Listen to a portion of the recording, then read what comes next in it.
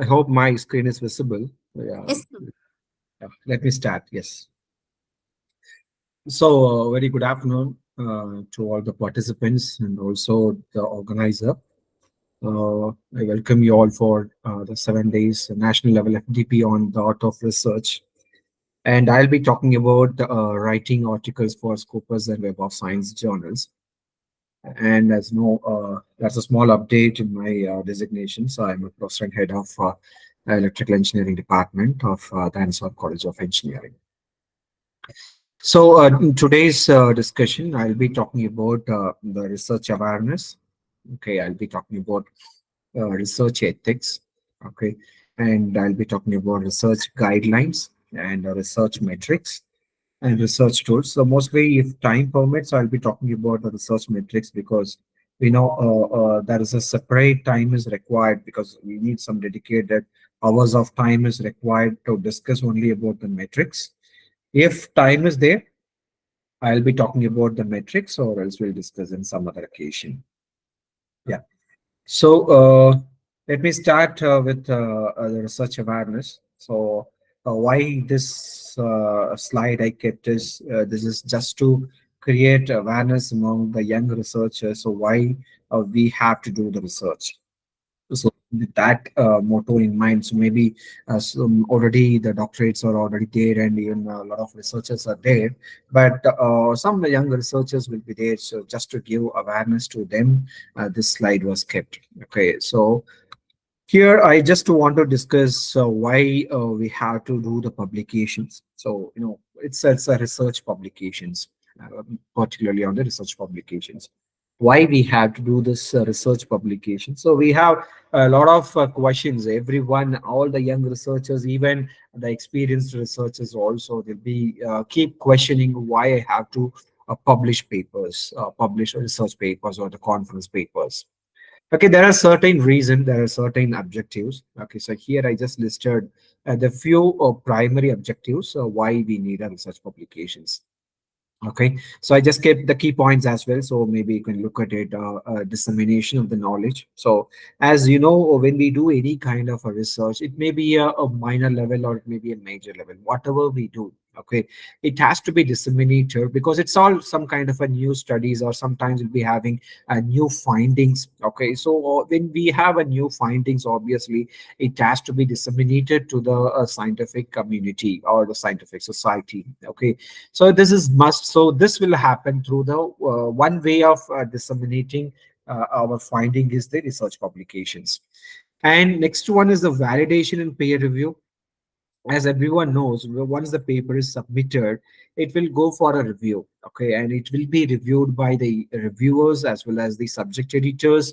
Okay, and we'll be having academic editors, and there will be editor in chief. Okay, so when the people are giving comments on the work what you have done, okay, and suppose if someone is publishing your paper, so it means that your results are validated through the peer review system. Okay, it's a kind of a evidence that the research what you do is it's a right way. Okay, so to get that feedback of your own research.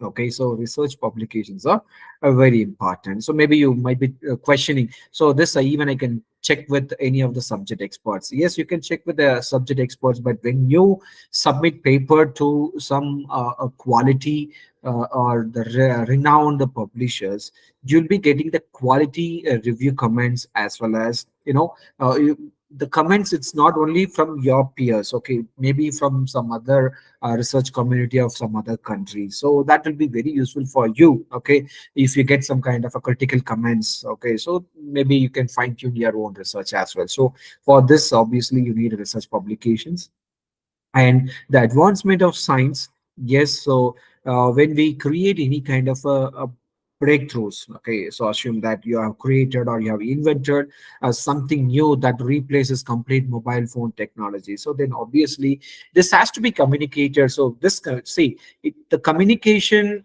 it's nothing but, so not only through the research publication, maybe any kind of matters. It may be a research paper, publication, conference, or newspaper, or magazine, or white paper, okay, or maybe a patent, okay, whatever it may be, okay. So whatever we do, if we do any kind of process, okay, it has to be disseminated so that the people come to know that yes, some progress is happening in this particular field.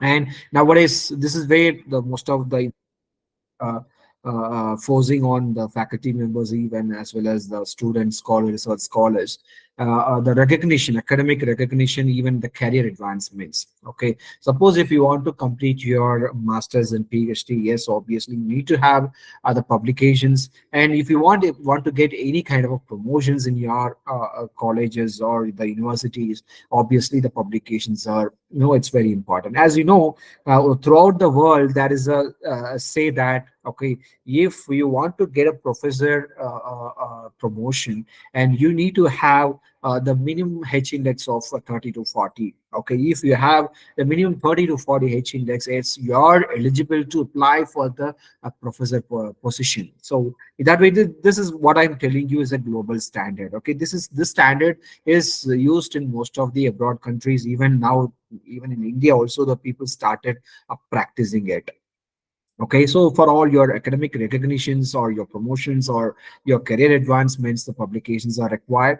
And the impact on the policy and practice, this many of the people are unaware. Okay, see, initially, okay, in older days, if you see the policy makers and the practitioners, what they will do is they will be, if any scientific record discovery comes, so they'll be testing it on their own, and they'll be making the policy, or they'll be making some kind of a guidelines for the industry or some researchers. Okay, but nowadays the policymakers and the practitioners, what they are there, what they are doing is they are referring to the research publication. It's a research publication means it's only a quality papers. I mean only the quality papers. It's not that what is published in the local journal or without any indexing if we publish. No, not that kind of papers. I'm just talking about the quality papers, which is I can say it's a Q1 SCI indexed journals with a very high impact factors. Okay, so the policymakers have started referring on those kind of papers because all those research papers are having the evidences. Okay, it may be experimental evidence or the simulation evidence. There'll be evidence. So since the evidences are already there in the publications, the people or the policymakers are started referring to it, and they'll be making the new policy. This is how now the system is working on. When you do the publication, there is a possibility of a collaboration and networking, so that you can collaborate with the people around the world, and you can network with people around the world. So you'll be getting the global research idea, you'll be getting the global research solutions, so that in some way it will be very helpful to fine tune your own research. Okay, and finally, it is a kind of a preservation of a knowledge.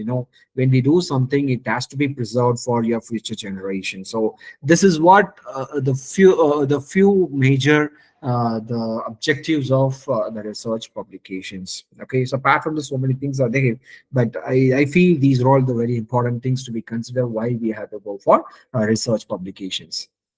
Okay, and in most of the university, okay, in most of the university, this saying is there everywhere: publish or perish. Okay, this is what there, because it's not that it's came new. Okay, for the last 60 70 years, in mostly all the academicians are facing this pressure. Okay, throughout the world, not only in India, not only in Karnataka, not only in Kerala or Tamil Nadu. Okay, it's everywhere around the world.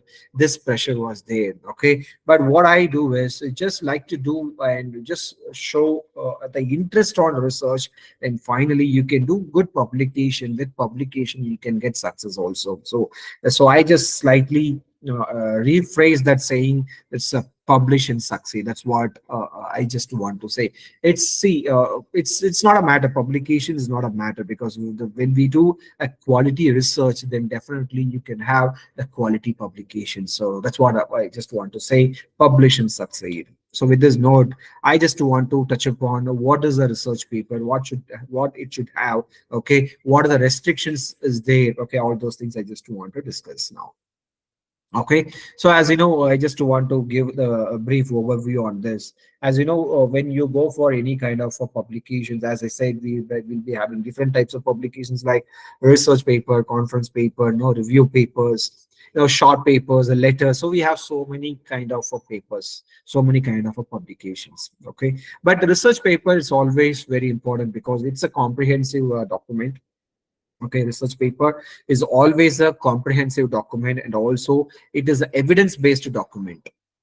If you take the conference paper, okay, if you take any kind of a short communication paper, so most of the time there won't be any kind of evidences, or mostly it will not be comprehensive. Okay, but if you see the research papers, it's all mostly comprehensive and focuses on the methodology or your novelty. Okay, and the novelty is supported by the evidence. Okay, so in that way the research papers are different. Okay, and most of the universities give preference only to the research papers. Okay, mostly, and sometimes they'll give some small weightage to the conference papers as well, but if that conference is a reputed conference over the around the world. Okay, it's not that the local conferences. Okay, if it is a recognized or some kind of a flagship conferences are there in each and every field. Okay, so if you do any kind of a presentation and publication through that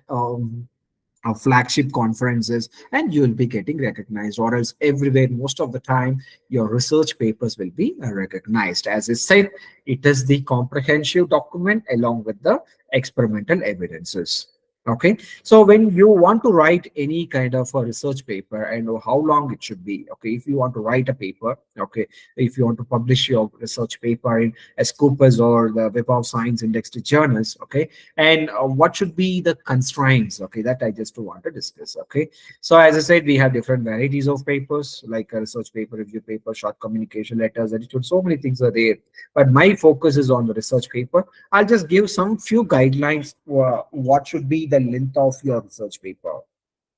Okay, so because nowadays most of the journals, they are giving some kind of a guidelines that the total number of words should be this much, and total number of length of the paper should be this much. Okay, number of figures should be this much. So like there's so many constraints that the publishers are providing. Okay, but in most of the open access journals, this constraints was there not there, but if you go with any kind of a subscription based journals, these constraints are there. Okay, so what I want to give you a suggestion is, if you write any papers, it should be within 2000 to 12,000 words. Okay, so it's again depends. Suppose if you write any research papers with some kind of a statistical analysis, sometimes the number of words may be greater than 12,000 words, but mostly it should be within 12,000 words. This includes the references also. Okay, it's references.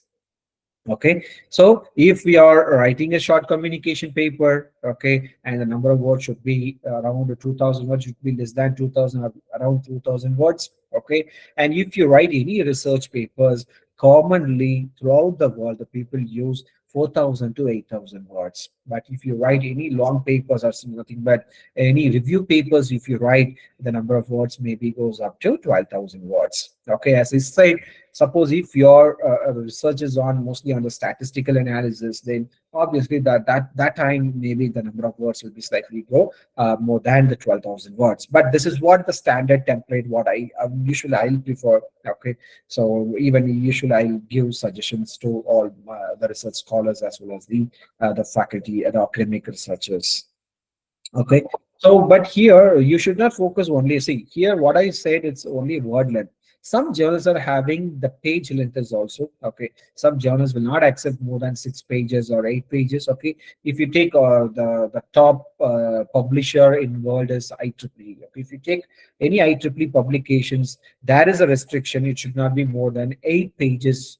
Okay, when you submit the paper for the first time. Okay, during the revisions it can be go up to 1 or 2 pages extra. Okay, so these kind of constraints are there with respect to the length also. Okay, but what I said here is only a word length I have given you. Okay, so when you focus on the length of the document or the word limit of the document, the thing is you should not compromise with the quality and the clarity of the content. Okay, that is always very important. So without disturbing the quality and the clarity, okay, you should keep this word length constraint and also the page length constraint. Okay, and what should be the structure of the paper? If you write any quality research paper, this should be your structure. Okay, it should not violate from any of the structure. Okay, this should be, you should follow the structure. Okay, usually first it's you start with the title. Okay, so title always it should be very concise. Okay, mostly what I'm telling you is number of words more, it should not be more than 10 words, the title, and the title should be specific title. Okay, don't give any generic statements in the generic words in the title, because when you give the generic word on the title, the problem is you will not get the citations. Okay, that creates a lot of because in future your no, you will be assessed based on the citations and your HLXs. Okay, but if you don't get citations, obviously HLX will not be increased. If you want to get citations, then your title should be very proper. Okay, so title you be just it should be concise. As I said, don't keep more than 10 words. Okay, this is one guideline I just want to give it to you. And other one is the abstract. Okay, abstract, as you all know, it should be a brief summary. And you write any abstract, you just start introducing with 1 or 2 lines, and just start discuss about your novelty in 4 or 5 lines, and you start discuss about the the findings of your the novelty, and finally you can have some kind of a small concluding remarks in the abstract. So it's like a brief summary of your research paper. When you write any abstract, it should be within 150 to 250 words. Even some of open access journals also have this limitation. Whether they don't have, if you see some of the open access journals, they don't have any page restrictions or the word restrictions, but they'll be a 100% they'll be having abstract the word limitation. So mostly when you write the abstract, it should fall within 150 to 250 words. So always this point you keep it in mind. And the introduction, okay, and the literature review. In most of the time, nowadays the people started keeping the introduction and the literature review in the same section. Okay, if you want to keep the introduction separately, so that's not a problem, but introduction should not be very lengthy, but literature review should be lengthy. Okay, so you should compare, or you should take all the relevant and recent papers, and you should do the critical analysis of all those papers, and you should report whatever their finding is. Okay, so you should do a proper literature review. But what I suggest to you is you try to keep the introduction literature review section the same section. Don't keep as a separate section. Okay, this is what the most of the Western countries uses. Okay, yeah. So the next, the heart of your paper is the methodology. Okay, the methodology, you have to give a specific focus on it. Okay, and it should describe the complete your novelty. Okay, and here in the methodology section, you should not discuss about any of the known facts. Okay, whatever the known facts are there, that known facts you please remove it. You don't need to keep it. Whatever the unknown facts or whatever your novelty, that has to be discussed in very detail in the methodology section, along with the mathematical evidences. If you have any kind of a data sample collections, all those data related things, if anything is there, all those things should be discussed in the methodology section alone. Okay.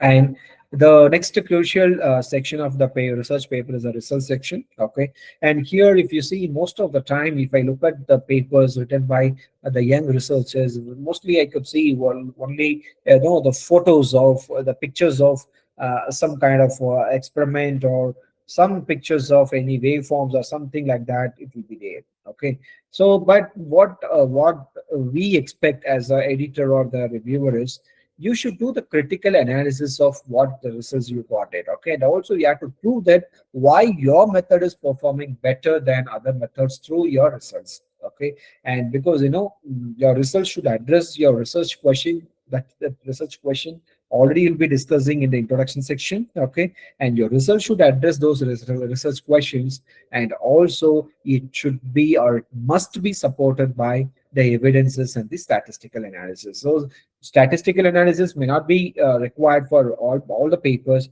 Maybe some papers, if you work on statistics, no, maybe the statistical analysis are required. But in most of the cases, the people requires the evidence. Without evidence, then obviously the result part will not be considered.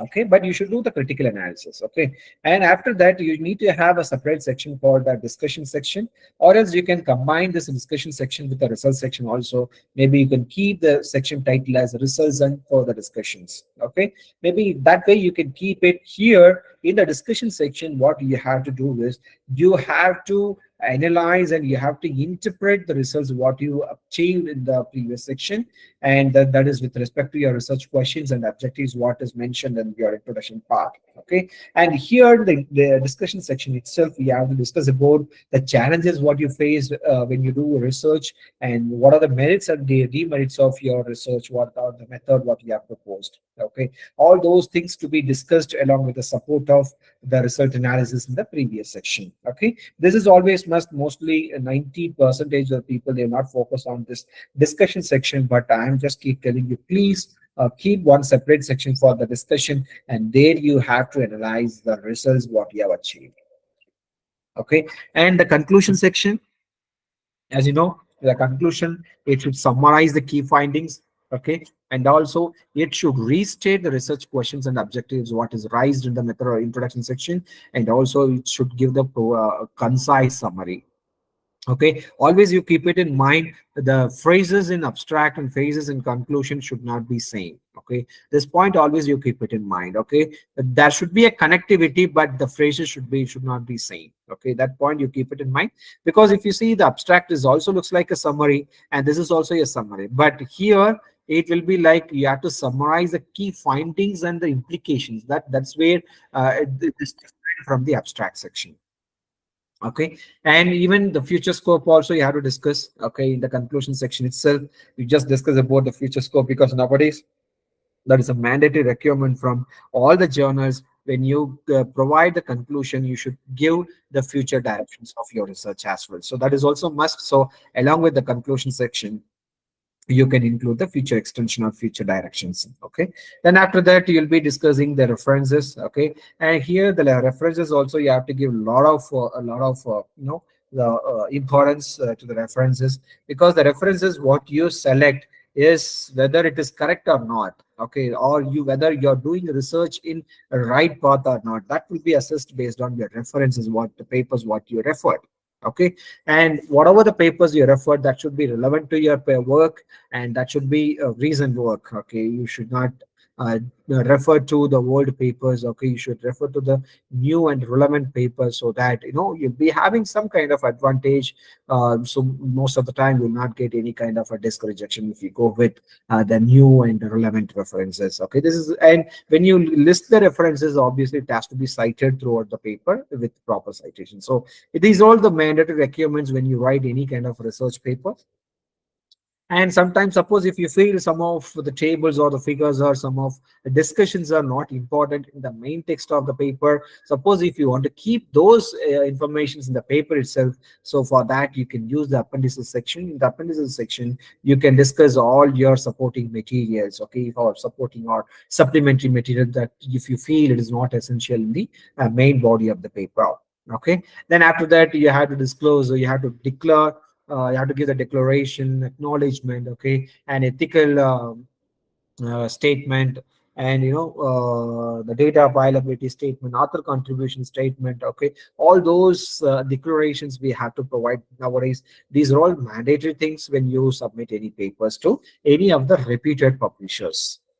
Okay, and this is like a complete overview of the previous slide discussion. So the title, as I said, you try to keep it within 10 words, and abstract you should try to keep it with 150 to 250, or maximum try to restrict yourself with 200 words. And introduction literature review, try to have it in the same section, and you do thorough and thorough literature by referring to the new reference papers and relevant papers. And methods, as I said, you be specific. Don't try to discuss any of the known facts in the methodology section. After that, result section is there. The result section should discuss, or it should analyze comprehensively whatever the findings you have achieved. Okay, and discussions, you should discuss the findings, why you got the better result for the method what you have proposed. That things should be discussed in the discussion section along with the limitations and the challenges. Okay, and the conclusion section along with the future extension should be, and as I said, it is also a concise summary as similar to the abstract. As I said, the phrases in abstract and conclusion should not be same. Okay, and acknowledgement section, if you want to give any acknowledgement for the funding agency or any other research or any other university, if you want to acknowledge, okay, all those things you can keep it in the acknowledgement section. That is where we'll be talking about the author contribution statement, okay, ethical statement, all those like data availability statement along with that acknowledgement also will be given. Okay, after that, you should have the references. Here I have given one more guideline also. So if we are writing any research paper, try to have at least of 25 recent and relevant research papers. If you write any review papers, proper review papers, at least what I feel is at least 100 number of references is required. Okay, so this you make it mandate. And the tables and figures, if you see any of the papers, so many tables and figures will be there. Okay. But what I'm trying to tell here is, suppose if you are conveying something through the table, okay, assume some data you are presenting through the table, and same data is no need to project it as a figure also. So it's a kind of a repetition of projecting the same. You should not do that. If you communicate something through the figure, that should not reflect as a figure. So it's where avoid unnecessary tables and figures when you write any kind of a research paper.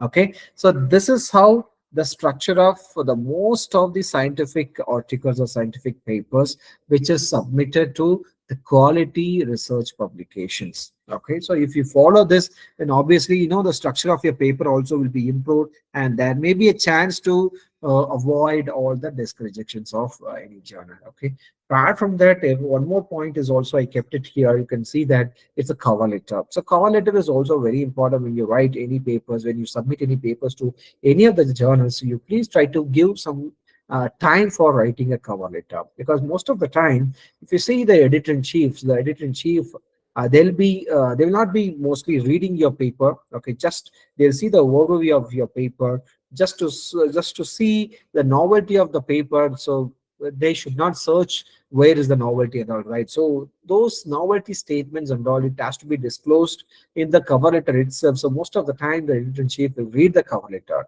So if in the cover letter itself, if you have mentioned the novelty and the scope of your paper with respect to that journal, okay, if you have mentioned everything, then obviously you can avoid the desk rejection, and you can go maybe the editor-in-chief or the subject editors will be forwarding your paper for the review process. Okay, means that you can avoid the desk rejection. That's what I just want to say here. So tips on writing your manuscript. Okay, so this I already told. Okay, and here one thing what you have to do is be precise. Don't write any kind of a stories anywhere. Okay, and whatever you write, it should be clear and concise, and avoid writing long sentences. That is again one more point most of the editors and reviewers will be giving. So don't try to keep the long sentences. So the sentences more than 1.5 to 2 lines, so that will be that is having some kind of a problem. So obviously you'll be getting some kind of comments from the reviewer and the editor by stating you have used long sentences. Try to reduce the less length of the sentences. Like that, they'll be giving the comments. So that's what I'm telling you. Please don't use any long sentences to explain. Just break into the multiple sentences and you write it properly. Okay, and to avoid all the unnecessary words which is used in the text.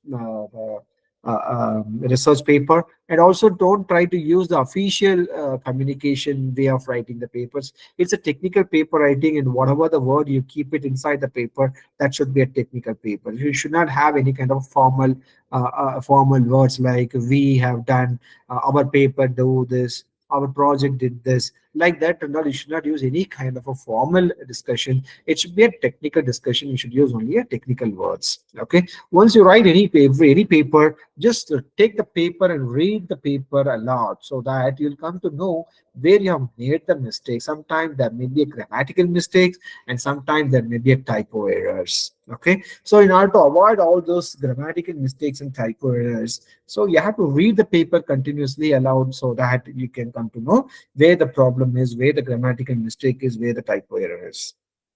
Okay, so these are the few tips to write your manuscript. Okay, And now I'll focus on the research ethics. Okay, so the research ethics, as you know, in the previous discussions, I told why, what is research, why research is required, and to write quality research papers, what are the things to be followed. Okay, that I have given, but this is uncovered area. Maybe most of the time it is uncovered area. So the research ethics. So this be discussed in a right way. Okay. Now, the research ethics provides a proper guidelines to all the researchers, those who are responsible to conduct any kind of a research. Okay. So you should follow these guidelines. If you don't follow the guidelines, you are violating the research ethics, and most of the time, the journal will ban you to submit the papers to that respective journals. Okay, and the research ethics, why we have to follow this and what we have to do. Okay, so that's what is given as a picture here. So always try to avoid using control C control V concepts. It means when you use control C control V continuously, it means that you are copying from something and you are pasting it somewhere. Okay, so that you should not do. So avoid your plagiarism, try to use control C and control V with less time. Okay, and it should be a confidentiality, means it should not reveal your results outside without the consents of your the co-authors. Okay, so if any co-authors are there, without their consent you should not discuss the idea with anyone else, and without their consent you should not submit the paper to anyone else. Okay, so many confidentiality things are there, so that has to be followed. Okay, and also the respecting IPR, openness, avoid scientific misconduct. Okay, and honesty and integrity. So these are all the few things why we have to follow the research ethics. So this research ethics is given by whom? So there is a code and policy makers for this. Okay, for different fields, different policy makers are available. Maybe you can see U is there, ICMJ is there, NIH is there, WHO is there, NSF is there, COPE is there, and PDF, PDA is there. So, most suppose if you are from the engineering background, most of the time, if you look at the journal, they'll be mentioning about the COPE, that is the Committee on Publication Ethics. Okay, it is a policy maker and they have given some research guidelines. We have to follow their guideline. If you are violating the code guidelines, then obviously you will be banned and your paper will be retracted. Okay, so all these things we have to follow. So for different fields and different policy makers are available. Okay, suppose if you are working on only food and drugs, maybe you can see that we have food and drug administration. Okay, suppose if you are working on anything related to healthcare or the medicines, no, so then obviously the policy makers primarily from WHO. Okay, so like that, so many policy makers are available, so that differs for each field. Okay, now coming to the research ethics. Okay, so I'll just tell you what are the ethical things, what are non-ethical things, that I'll be telling you here. Yeah, so first one, misrepresenting a scientist relationship to their work. Okay, so what does this mean? Okay, see here, when you submit a paper, when you're adding the authors, okay, if you're listing the authors when that person is not doing any work, or they have contributed very less to the paper or to that research, if you're adding their name, that is comes under unethical activity. And also, without the permission of author or the other co-authors or the contributors, without their permission, if you include their name in the paper and if you submit the paper, this is called, okay, this is called the unethical activity. So it is unethical. Okay, and no, misrepresentation also includes a ghost and guest and gift authors. So that we will discuss what is that ghost or guest and gift authors. So next one is the ghost authorship. Okay, what is the ghost authorship is? Mostly, in the non-speak English countries, like for example, if you say China or Russia, so even Germany, so they will talk only in their native language. Okay, so they will not talk English, even if they write papers also. Okay, they will write papers in their native language. So, but mostly, the journals will be accepting the script only in English because they want to concentrate on the global wide, not on the nationwide. So in such cases, what the researchers will do is they will take the help from the professional writers. Okay, when you take any concern or the help from the profession, maybe you'll be paying money for that. Okay, but their role must be acknowledged properly. Okay, if you are not acknowledging them, okay, and that will be considered as the ghost authorship. Okay, and the next one is the gift and guest authorship. So this is where most of the people will do. Simply will add someone's name. Okay, maybe you'll say you include my name, I'll include your name. Okay, so these are all called the gift and guest authorship. Okay, so this is again comes under unethical activity. We should not do that unless if they contribute. You should not include them as a co-author. Okay, so that's what the research ethics says. And the next one is a competing interest. Okay, so there may be a disclosed or undisclosed relationship. Okay, in a paper, when you submit a paper, where the journal itself will ask, do you have any conflict of interest? If you have any conflict of interest, that has to be disclosed properly. If you don't disclose that relationship conflict or the funding conflict in a paper, and that will be considered as the unethical activity. Okay, you have to be very careful. You have to acknowledge the funder properly. You have to give the conflict of interest properly. If you don't disclose, that also will be considered as the research unethical activity. Okay, the next one is the plagiarism. The plagiarism word might be you might be knowing, but here we have different types of a plagiarism. So one is a literal copying. It's simply just complete 100% copy pasting. It's a literal copying. The next one is substantial copying. Okay, so this includes, the research materials, process and tables or equipment, just copying only the research materials or the process or the method. Okay, and the next one is a paraphrasing. Paraphrasing is nothing but you'll be rephrase the original content, and if you write if you write the content on your own, like without their acknowledgement, and that will be considered as the unethical activity. And the next one is a text recycling. Okay, it means so you'll be writing on paper. Okay, and that same paper you'll be rephrasing it, and that you'll be submitting to the other journal. Okay, so these are all called as text recycling. So that this is also comes under the plagiarism. So it means unethical activity. And simultaneous submission. So when you do a submission, you should not submit a paper to multiple journals simultaneously. Well, you have to submit a paper to one journal and you have to wait for the results.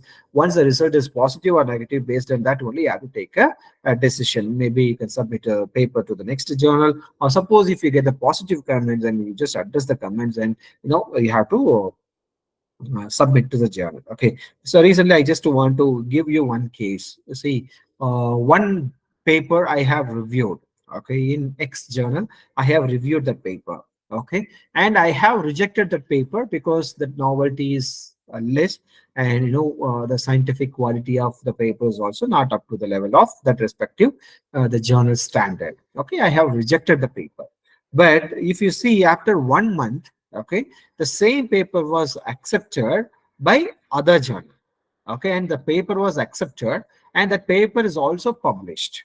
Okay, but you see, I have done review just 1 month before that acceptance.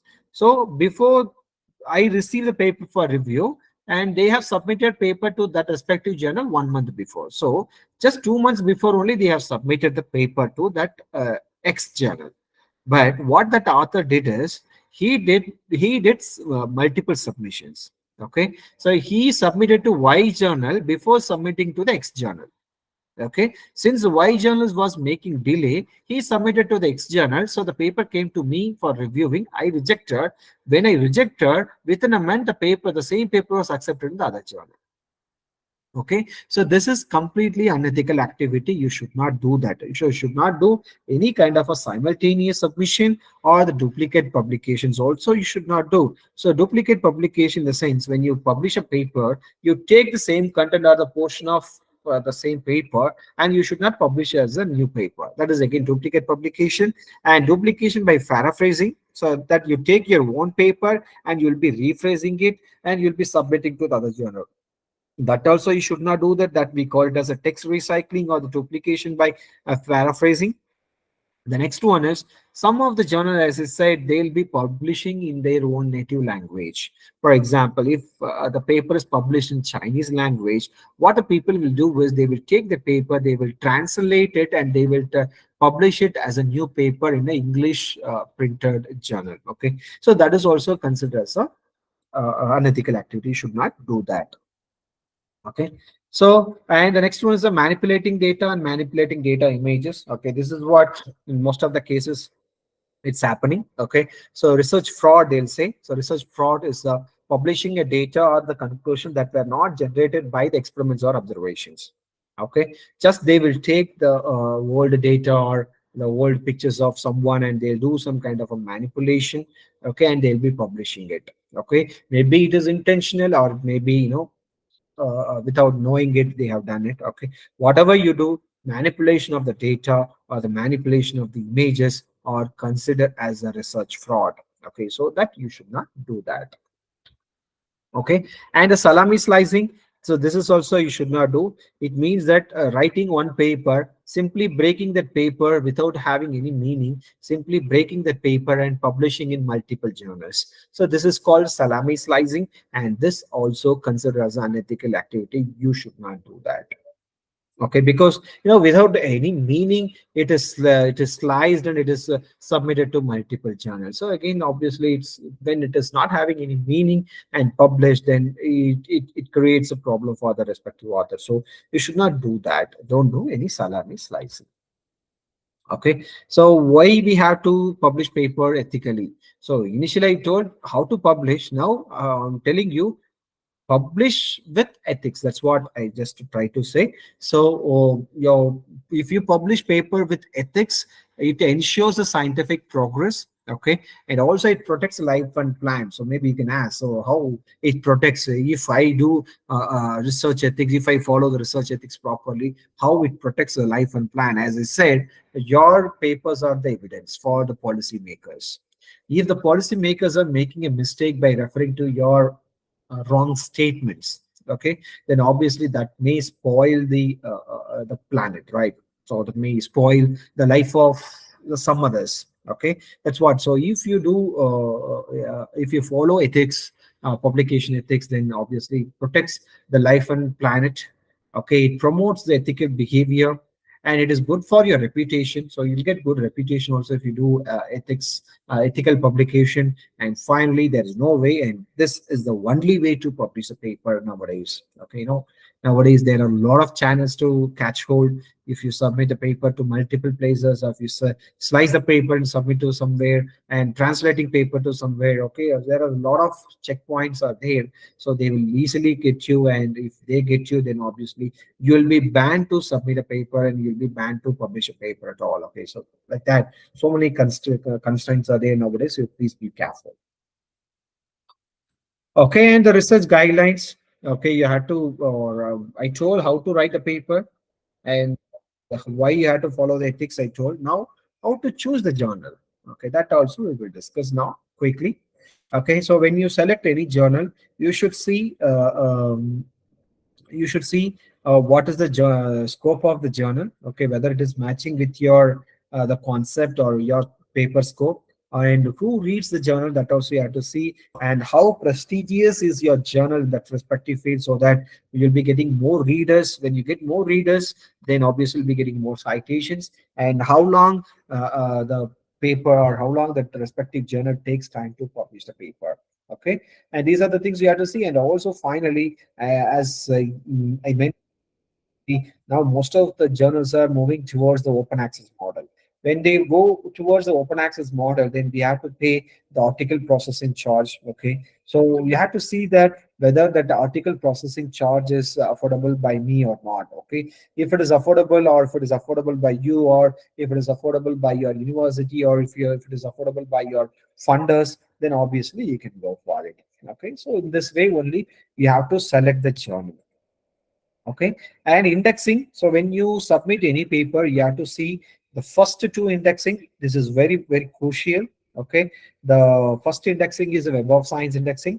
It will be, it is maintained by the Clarivate Analytics. Okay, mostly the indexing will be like Science Citation Index Expanded or Science Citation Index, Social Science Citation Index, Emerging Sources Citation Index, and Conference Proceeding Citation Index. Okay, so in this SCI and CPCI, it's all lower level indexing of the Web of Science, but SCI and SSCI are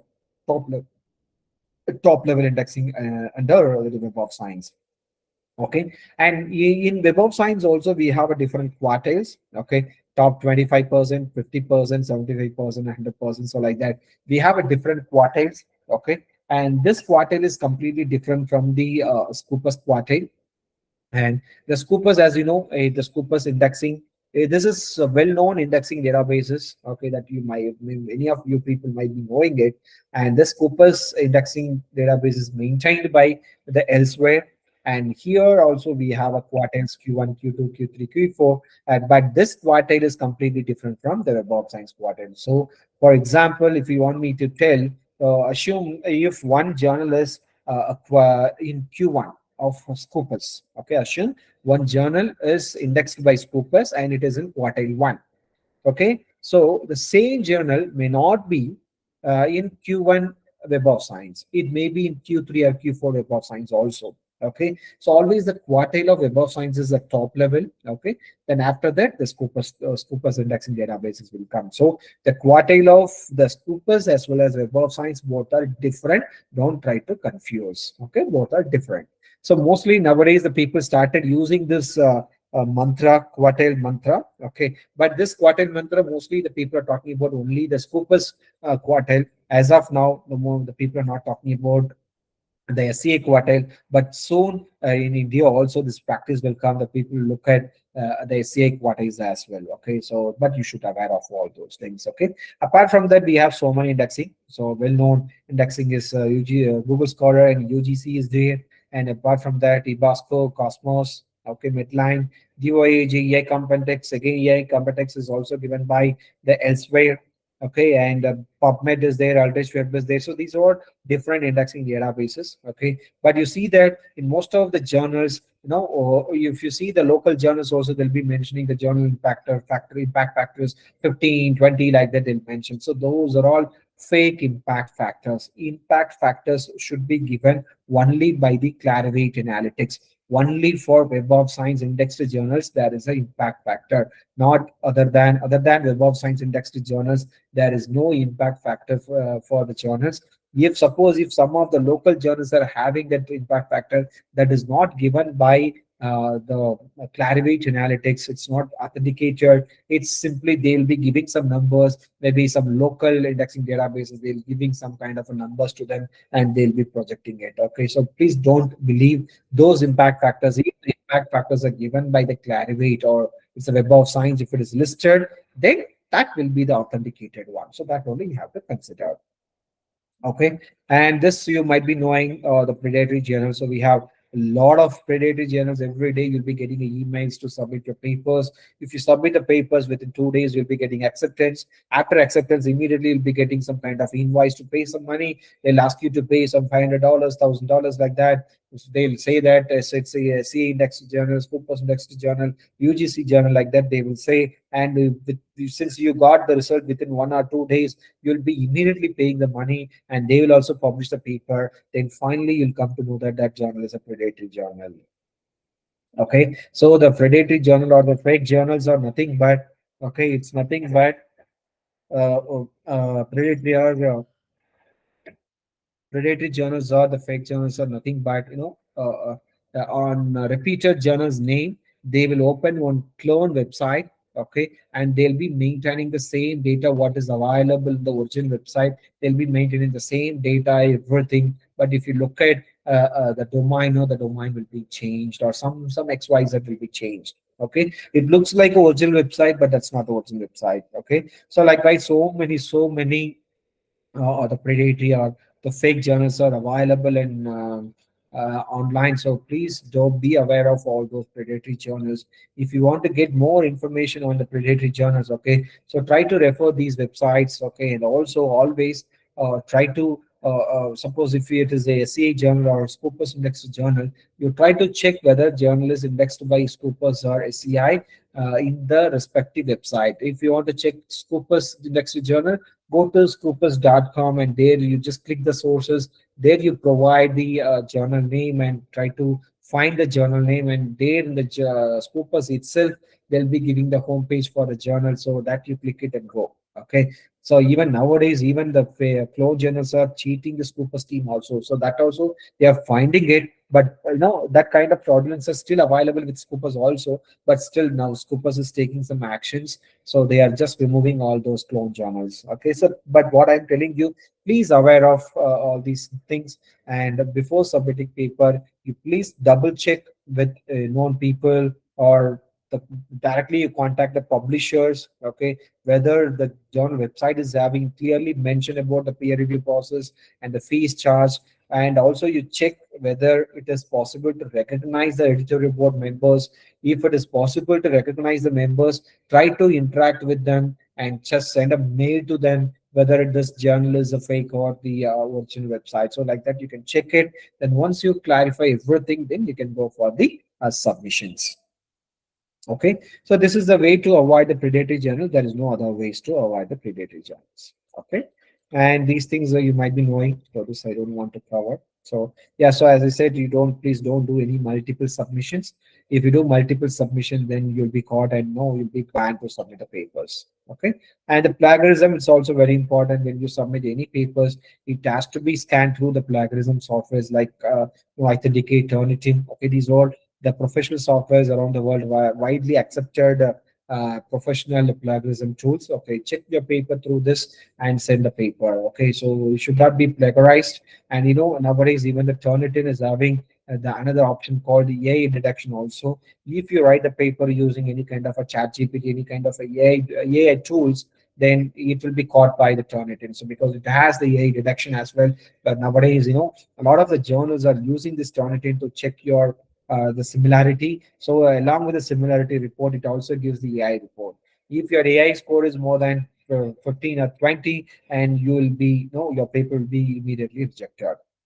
So you have to use the AI tool also properly. Don't believe the AI tool completely. Okay. So for example, the chat GPT is there. Okay. Don't believe the chat GPT completely.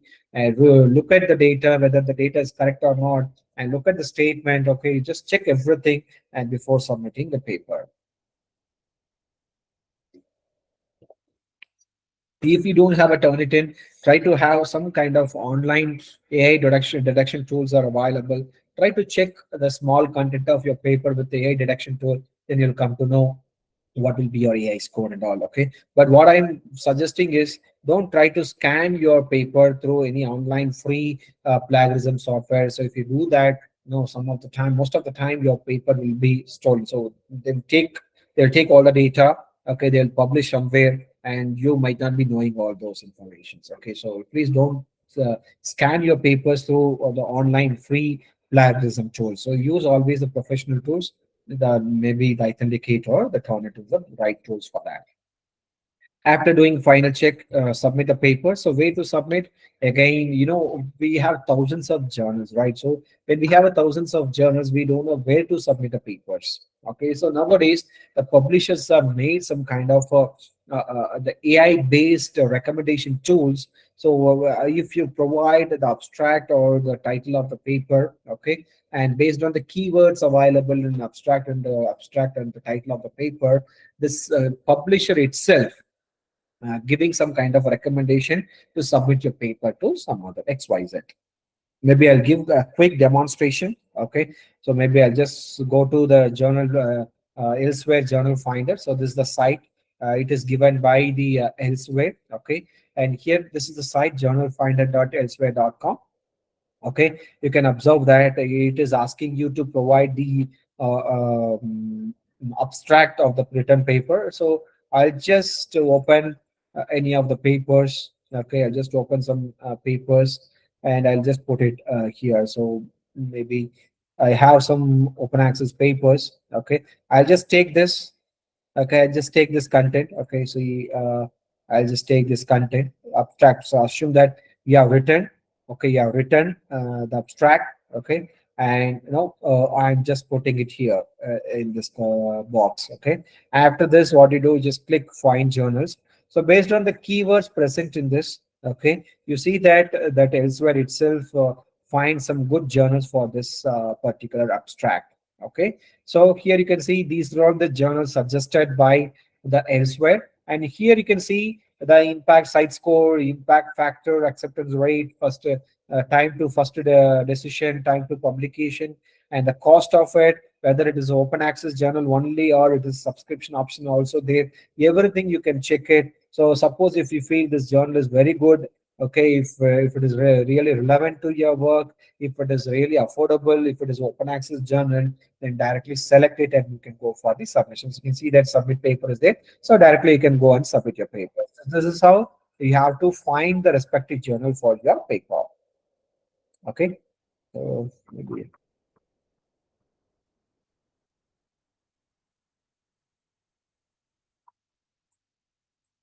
yeah.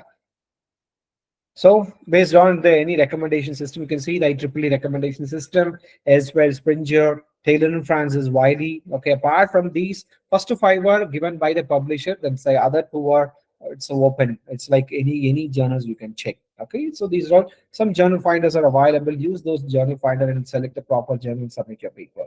Okay, and the peer review process, as you know, once submit a paper, it will be assisted by the editorial assistant. That means the plagiarism check, everything will happen. After that, it will be given to the editor in chief. The editor in chief will assign the subject editor. The subject editor will assess your paper. If paper is not good, there itself they reject. Or if the paper is somewhat good, then they will send the papers to the reviewer. And the reviewers, it will be multiple reviewers. Nowadays, even some of the papers are getting 10 reviewers comments also. Okay, a few of my papers got 10 reviewers comment. Okay, so it's all depends on the journal databases, how many reviewers they have. So they're sent to the multiple reviewers, and the reviewers will be commenting on your paper. If the comment is positive, it will be directly accepted. If the comment is less positive, and it will go for the revision. Okay, again you'll be doing all the corrections, and you'll be submitting the revised paper. Again, you'll go to the subject editor. Again, will be given to the reviewer. Once again, the reviewer will assess your paper. If it is positive, it will come for the acceptance. If it is negative, it will go for the rejection.